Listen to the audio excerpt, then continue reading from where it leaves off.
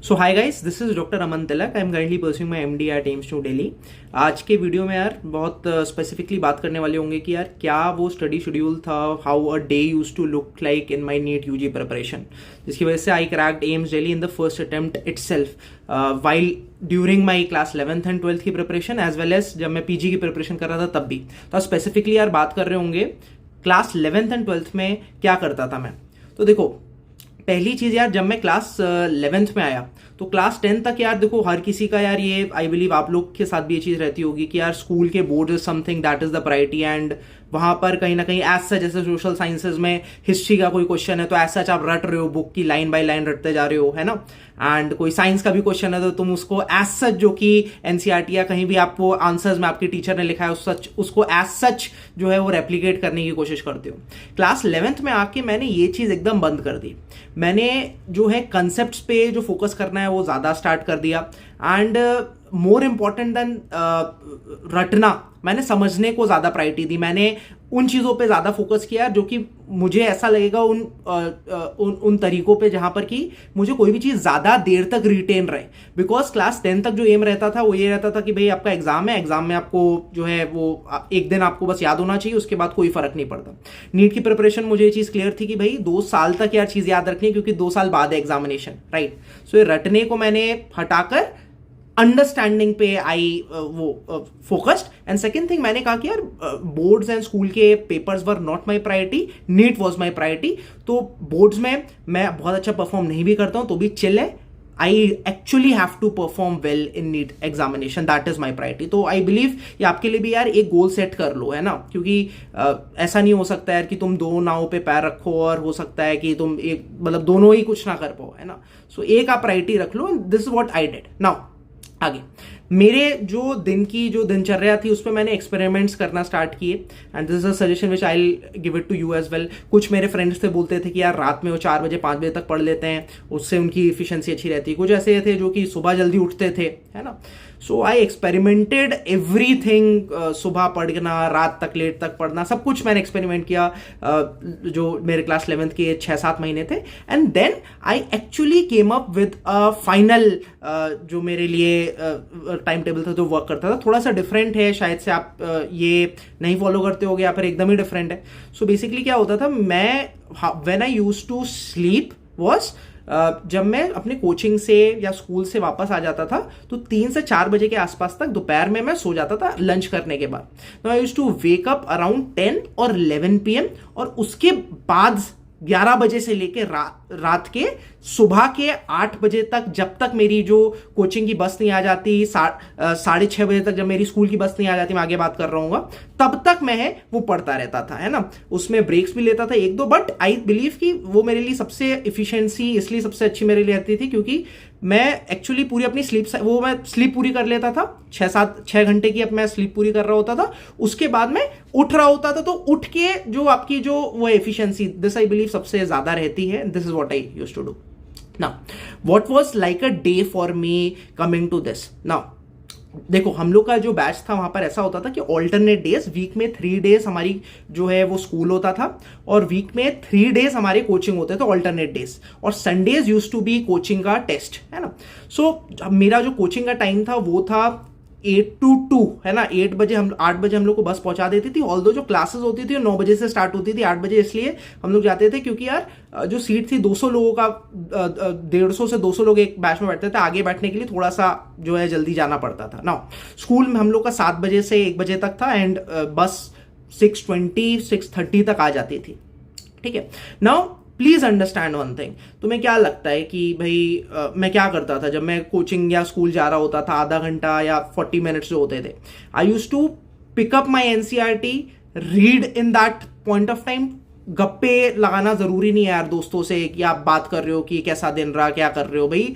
I used to focus over there, है ना, पढ़ाई करता था भाई मैं, है ना। तुम्हें क्या लगता है सुबह उठ के मैं वॉशरूम में क्या कर रहा होता था भाई, पॉट पे बैठ के पढ़ाई कर रहा होता था, ठीक है। This is what I used to do. Even brush करते हुए भी यार सामने मेरे वो चार्ट्स लगे हुए थे, क्या क्या चीजें मेरे को बार बार एग्जांपल्स से भूल जाते थे। I used to make sure कि मैं उसको बार बार सुबह उठ के देखूं, हर एक टाइम में यूटिलाइज करने की कोशिश करता था। ना स्कूल में जाके क्या करता था मैं, स्टार्टिंग में तो यार 10th तक यार सिंसियर बच्चे आए होते हो, 11th में समझ में आता है कि यार स्कूल के क्या उसमें बोर्ड्स में अच्छे नंबर लाके कोई बहुत मैटर नहीं कर रहा है. So I used to sit on the last और सेकेंड लास्ट बेंच, एंड नीचे स्पेस होती थी, वहां पर मैं अपनी एनसीईआरटी खोल के रखता था, वहां पढ़ रहा होता था. मेरे को घंटा फर्क नहीं पड़ता था कि टीचर क्या पढ़ा रहा है, मुझे पता था मेरा फोकस क्या है. मुझे पता था कि यार मुझे नीट क्लियर करना, मेरे को बिल्कुल फर्क नहीं पड़ता कि मेरे बोर्ड्स में 60% 70% मार्क्स है, उससे मुझे फर्क नहीं पड़ता. But I was very clear about my goal, and NCERT से बार बार रगड़ता रहता था. नाउ अदर थिंग जो मुझे समझ में आई थी यार, कि कोचिंग वाले जो है वहां पर समझ में आया कि यार 3-4 महीने तो यार पहले 4-5 चैप्टर्स ही चल रहे हैं, बायो के, फिजिक्स के, केमिस्ट्री के. तो मुझे कहीं ना कहीं लगा कि यार यहाँ पर एक जो है, आपको यार सब भीड़ की तरह चलोगे तो यार आप बहुत अच्छा नहीं परफॉर्म कर पाओगे. तो व्हाट आई डिड वाज कि हम लोग के यार, तुम ऐसे समझो कि यार नवंबर तक, है ना, अक्टूबर नवंबर तक जो मेरा क्लास 11 था, उस वक्त तक मैंने क्लास 11 की पूरी बायो की एनसीईआरटी पढ़ चुका था. क्लास 12 की भी, क्लास 11th एंड 12th दोनों की बायो की एनसीईआरटी पढ़ चुका था, कवर टू कवर अच्छे से, है ना. There was a exam in November, KVPY, जिसके लिए मैं फोकस किया था.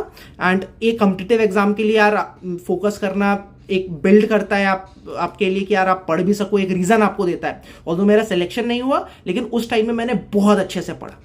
नेक्स्ट, मुझे एक और चीज समझ में आ गई थी यार कि स्कूल में 75% attendance is necessary. So what I used to do is कि भाई चलो, स्टार्टिंग में मेरे 11th में जो है अच्छी खासी अटेंडेंस एक्यूमुलेट हो गई थी. पूरा जो कि मेरा अक्टूबर वाला महीना था, मैं गया ही नहीं स्कूल, बिकॉज नवंबर में केवीपीवाई था. And this is what I did, because फिर से वही चीज आ गई. मेरे को क्लियरिटी थी अपने गोल्स पर, मुझे पता था यार 75% अटेंडेंस आ जाए स्कूल में, एंड मेरे यार 51% भी आ जाए बोर्ड्स में, मेरे को चलता है. बट मेरा नीट में सिलेक्शन ना हो, वो मुझे नहीं चलता है ना. 12th में आ गया था मैं. 12th में आके जो मेरा जो स्कोर्स थे that improved, and at that point I actually aimed for a good medical entrance examination. Let's say उस पॉइंट ऑफ टाइम पर मैंने एम्स और कहीं ना कहीं अच्छे गवर्नमेंट मेडिकल कॉलेजेस को अपना सपना बनाया था. And this is how I used to study all throughout.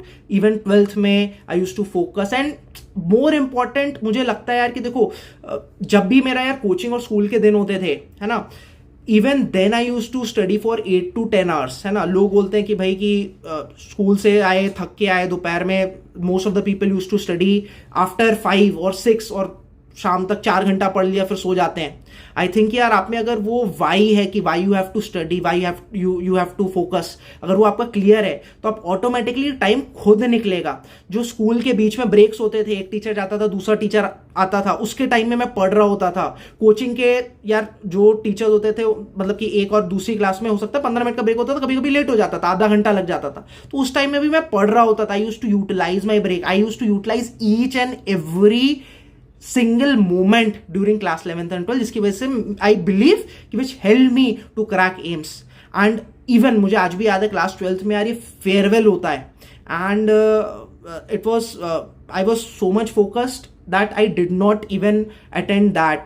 And उस वक्त तो थोड़ा सा यार दुख हुआ था कि वो एक टाइम वाला अपॉर्चुनिटी होती है. बट टुडे आई थिंक कि आज मैं एम्स में हूँ because of all the sacrifices which I made. Class 11th में मेरी जो सिस्टर हैं, कजन, उनकी शादी थी. Even going over there I was studying all the time, है ना. मैं बुक खोल के पढ़ाई करता होता था, है ना.